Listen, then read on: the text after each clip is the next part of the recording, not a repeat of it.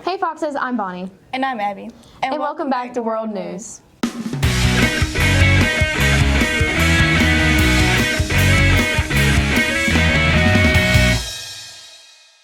In February, U.S. inflation hit another 40-year high as it did in January, with consumer prices rising 7.9%.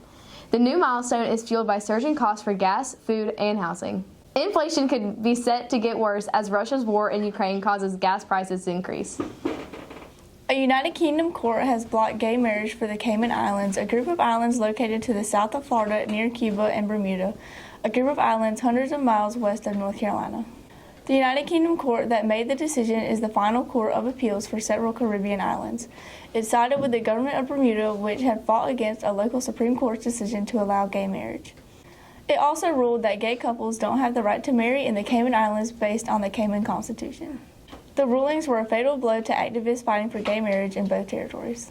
President Joe Biden announced last Friday that he plans to work with Congress to pass legislation that would bar Russia from normal trade relations with the U.S. as punishment for its invasion of Ukraine. Only two countries currently have this status, and they are Cuba and North Korea. Other Western and European countries have announced similar actions.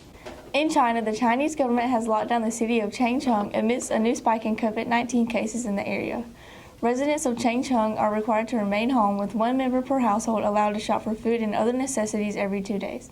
Residents had to undergo 3 rounds of testing, while all non-essential businesses have been closed and public transportation suspended. The lockdown comes under Chinese zero-tolerance approach to the pandemic, where they lock down communities with 1 or more daily cases of the coronavirus.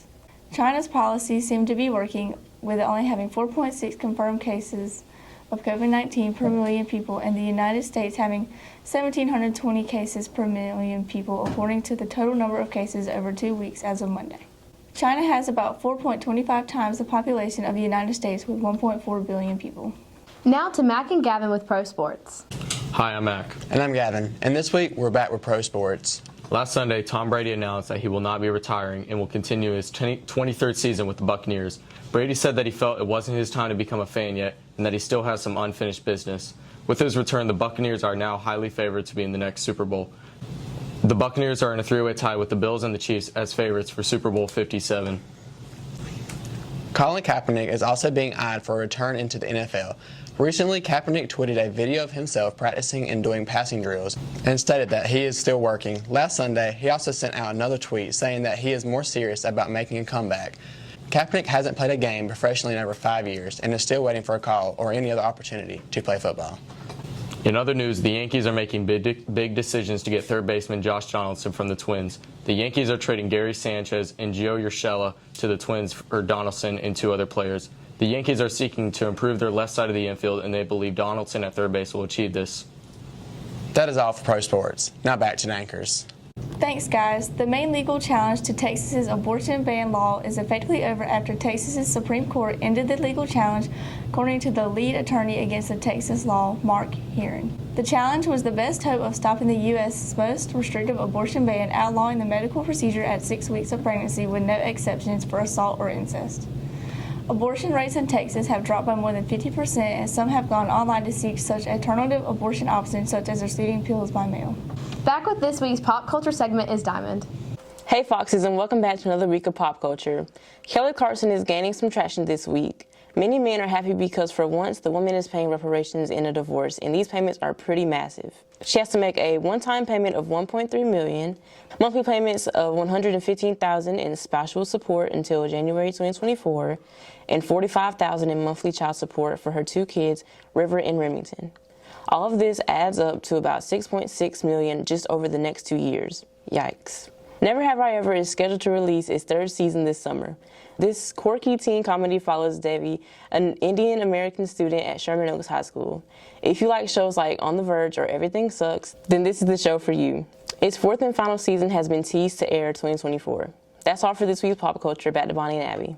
Thanks, Diamond. Former President Barack Obama has tested positive for COVID-19, according to his Twitter. The former president tweeted that he had been feeling fine other than a scratchy throat for a couple of days. He reminded people to get vaccinated even as the number of cases in the U.S. go down. Back with another episode of What's Going On is Emily and Gabby. Hey Foxes, I'm Emily and I'm back with another episode of What's Going On. Our first newscaster of the day is teacher Mr. Payton. Mr. Payton, Yes. what's going on in the world today that we need to know about? The Kingdom of Saudi Arabia beheaded 81 people, one of the largest mass executions since the 1970s. Wow, thank you. You're very welcome.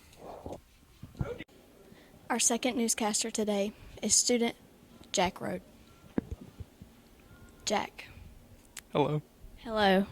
What's going on in the world today that we need to know about? I'm sure glad you asked, Emily. Well, you see, Formula One returns this weekend in Bahrain for the first race of the season. They are now using new cars, and the drivers have switched teams.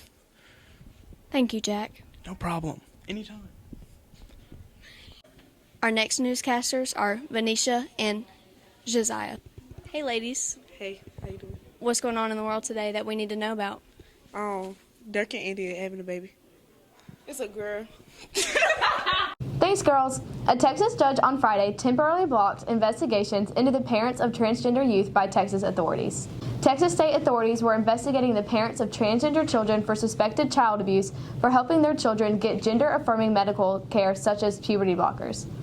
Puberty blockers are considered by doctors to be a safe and reversible treatment that can delay puberty in trans teens and children with early puberty.